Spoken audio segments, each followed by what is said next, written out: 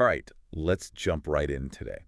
We're going to do a deep dive into the world of nonprofit This fundraising. here's good. And you've sent over a source that has some really interesting insights on how to improve your strategies. Yeah. Get ready to rethink your whole approach to donor relationships. Okay. Because it's not just about getting that initial donation. Right. It's about building a lasting connection with people. Absolutely. One of the things that I thought was really interesting about this source is it doesn't just jump right into all the complex tactics. Yeah. It actually emphasizes going back and making sure you've got the fundraising basics down first, like acquisition, cultivation, and stewardship. Yes. And that's so important. Almost like building a house. I was just gonna say that. It's the foundation. You wouldn't build a house starting with the fancy light fixtures, would you? Nope. You need a good, solid foundation first. Exactly. You got to make sure that foundation is rock solid. Right. So let's break down these basics a little bit. Yeah. Acquisition, that's all about finding potential donors. The Right. ones who are out there just waiting to connect with a mission like yours. You've got to get the word out about the work that you're doing. Right. Attract people who really resonate with your cause. And it doesn't just stop there. No. You've got to cultivate those budding relationships, you know? So let's say you've just met someone who seems interested in the work you do. Mm-hmm. You're not going to hit them with a donation request right off the bat, right? Yahweh. You got to get to know them a little bit. You got to build a relationship. Share what your organization is all about. Exactly. And show them why it's so meaningful to support a cause like yours. And demonstrate the value of supporting your organization. That's cultivation. That's it. Okay, so then you've got someone who has donated. How do you keep that connection strong going forward? That's where stewardship comes in. Yeah. It's about expressing gratitude to your donors and making them feel truly valued. Like, think about a time that you donated to a cause and you really felt appreciated by that organization. Maybe you got a handwritten thank you note or an update about how your money made a difference. Or an invitation to an event. Yeah. Those little things go such a long way in building that trust and loyalty. Yeah, it's about turning one-time donors into lifelong supporters. For sure. And this source also talks about all the tech tools that can help make fundraising a little bit easier. Oh, yeah. CRMs, email platforms. Yeah. Do those names just make your eyes glaze over a little? Maybe a little bit. It's easy to get overwhelmed by all the tech options out there these days. It really is. But remember, these tools are here to help streamline your efforts. They shouldn't complicate things. Right, they should be making things easier. Exactly. Let's take CRMs, for example. Okay. You're probably working with a lot of donor data. Mm-hmm. Contact info, donation history, maybe their communication preferences. A CRM can help you organize all of that, So you can segment your donors and personalize your outreach. which can make a huge difference in your engagement rates. It's not about blasting out generic emails anymore. Right. No, it's about tailoring your messages to specific groups of donors. And actually, this source mentions that personalized emails have a 22% higher open rate. Oh, wow. Imagine applying that to your donor outreach. That's huge. So many more people engaging with your message. Yeah. Now, the source also talks about this specific platform called Help You Sponsor, or HYS. Okay. It's described as an all-in-one system specifically for managing child sponsorship programs. I've heard of that. So it handles everything from communication and payment processing to website integration and financial tracking. It sounds pretty comprehensive. Yeah, it does seem like it offers a pretty robust set of features, Mm-hmm. but I guess it might not be the right fit for every organization. Right. It really depends on the scale of your sponsorship program and the resources you have available. So it's really important to assess whether a particular tool aligns with your needs. Definitely. Before you jump on the latest tech bandwagon. Absolutely. And even with the most sophisticated tech tools, never forget that building genuine human connections remains at the heart of successful fundraising. Couldn't agree more. And that's where understanding the donor life cycle comes in, right? Yes. It's all connected. We touched on this a little earlier, but let's dive a little deeper into that now. Okay, I'm ready. So it's not just about getting that first donation. Right. It's about guiding donors through this whole journey from awareness to consideration, Yeah. conversion, retention, and then ultimately long-term stewardship. So it's like dating, but for donations. Yeah. You could say that. You wouldn't propose on the first date. Exactly. You've got to nurture that connection. You've got to build that relationship. And that's where retention and stewardship really come into play. They seem really important for building those lasting relationships that we were talking about. Oh, they're absolutely essential. Because that's where you turn those casual donors into dedicated supporters. Right. You're going beyond just a transactional interaction. Yeah. You're making donors feel like valued members of your community. Right. So it's not just about the money. It's about building a connection. People want to feel like they're a part of something bigger. Exactly. Like, think about it. Okay. What makes you stick with a particular brand or a cause? Yeah.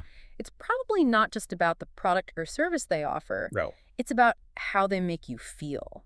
Right. How they make you feel like you're a part of something. Exactly. And nonprofits need to do the same thing with their donors. So how do we actually do that? Well, What are some tangible ways to make donors feel valued? one key strategy mentioned in this source is providing regular updates. Right. People want to see that their contributions are actually making a difference. Yeah. Imagine donating to a cause and then just never hearing from them again. Yeah, that's not very inspiring. You'd want to know that your money is actually going towards something meaningful. And that goes back to transparency too, right? Absolutely. Transparency builds trust. Being open about how you're using the funds and the impact that they're having. And trust is the foundation of any strong relationship. Yeah, it's really important. Even something as simple as a handwritten thank you note can make a big difference. Just that little personal touch can really make a donor feel seen and appreciated. It really can. Okay, so we've got updates, thank yous. What else can we do? The source also mentions something called donor lifetime value. Okay, I've heard of that. It's kind of a way of looking at the long game, recognizing that a donor's potential impact goes far beyond just their first gift. I see. And by understanding the total value a donor might contribute over time, Yeah. you can make smarter decisions about how to cultivate those relationships. Right, so you're really thinking long term. Exactly. You're investing in relationships that have the potential to really flourish. That makes sense.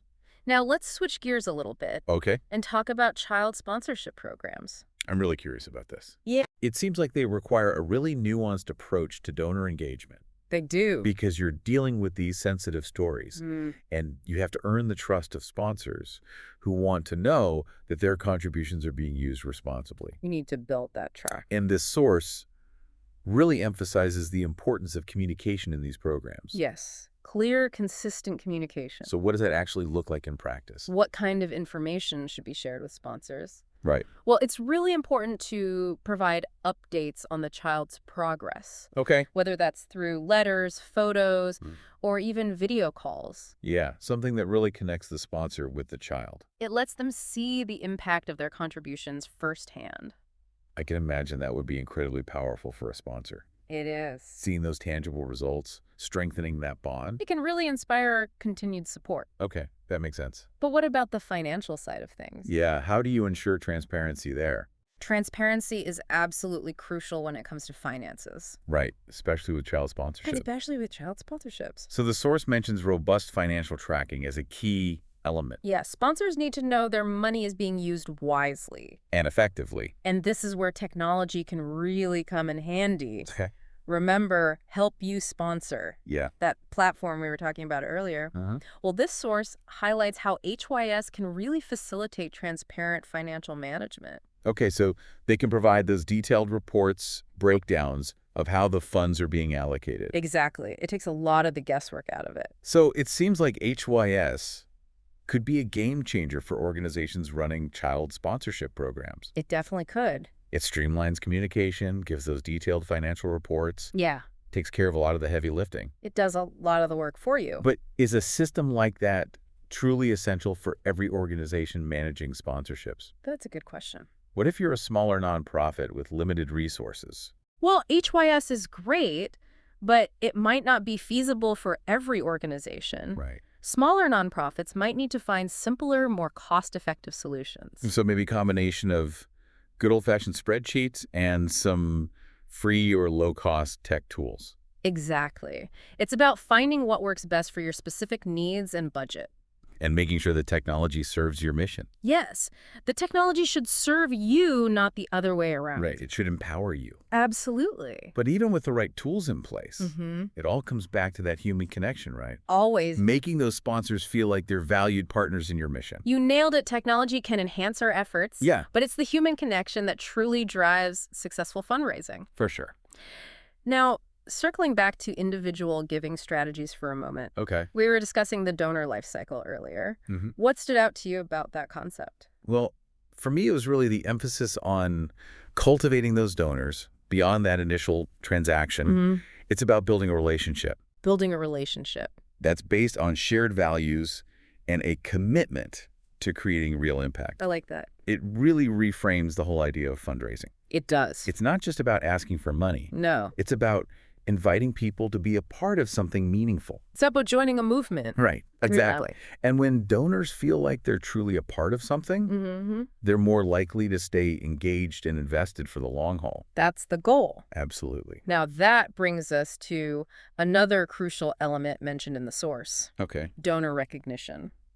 Yeah. How do we properly thank people for their generosity? How do organizations effectively acknowledge and appreciate their donors? Because I think it goes beyond just saying thank you. It does. It's about making donors feel seen and valued for their unique contributions. Right. And the source mentions personalized thank you notes as a simple yet powerful gesture. Yeah. Like, think about a time you received a really heartfelt thank you.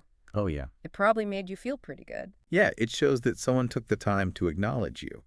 It shows that they appreciate you. Yeah, they appreciate your support. And it doesn't have to be anything complicated.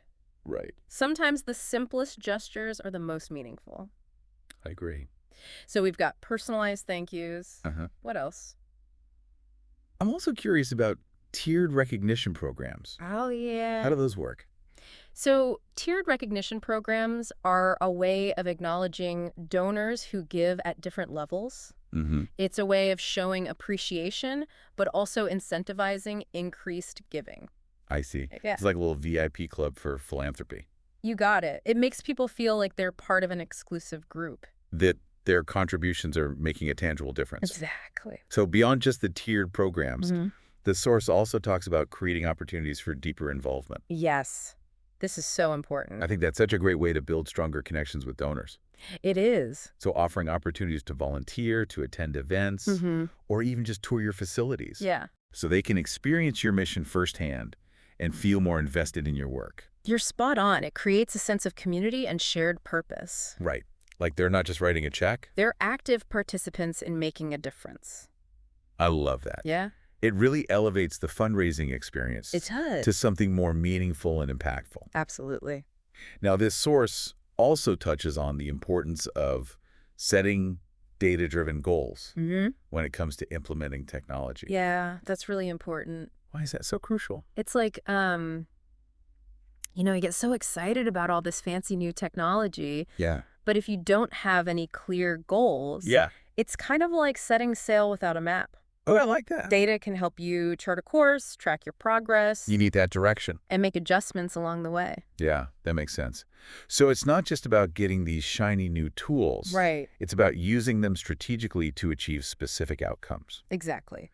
So let's say you're implementing a new CRM. What kind of data-driven goals would you want to set in that scenario? Well, you might set a goal to increase donor retention rates Okay. by a certain percentage. Or maybe you want to boost engagement with your email campaigns. Yeah, get more people opening those emails. And by tracking certain metrics. Like open rates, click-through rates, Yeah. conversion rates. Yeah, exactly. I can really start to see what's working. And what needs tweaking. Yeah, it gives you that feedback you need to refine your approach. For sure. The source also mentions training your team to use these tools effectively, Oh, yeah. That's so important. which I imagine can be a big hurdle for some organizations.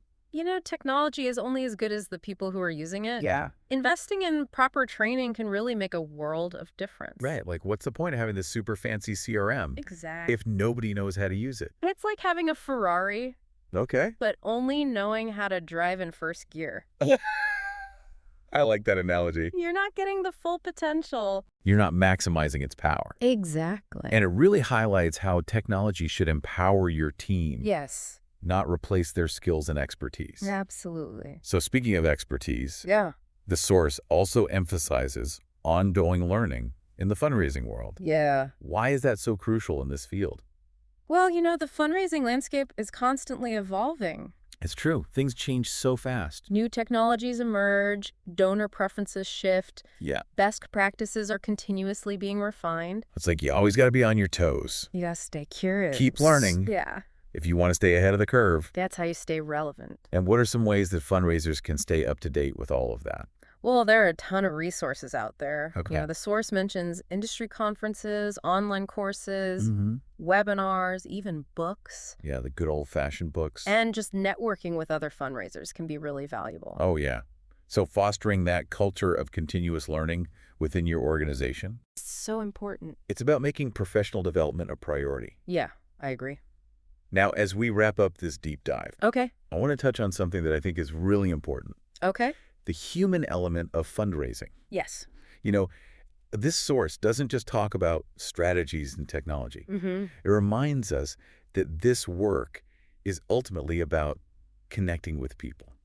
On a deeper level. Exactly. It's so easy to get bogged down in the day-to-day, Yeah. the metrics, the grind. Right. But fundraising is about building those relationships. Yeah. Inspiring that generosity. Yeah. It's about working together to make a better world. Yeah, you're bringing people together to make a difference. Exactly. It's inviting people to be a part of something bigger than themselves. Mm-hmm. It's joining a community of passionate people who really believe in your mission. Who want to see your organization thrive. That's what it's all about. And so as we leave you with all this new knowledge, we want to leave you with a final question. Okay, I like it. How are you going to apply these insights to create a fundraising strategy that really works? Yeah. That's truly aligned with your organization's values and mission. So think about your donors. What makes them tick? What inspires them to give? How can you make them feel valued? How can you empower them to make a difference? Keep learning. Keep experimenting. Yeah. Never underestimate the power of that human connection. It's at the heart of it all. Absolutely. Until next time, happy fundraising.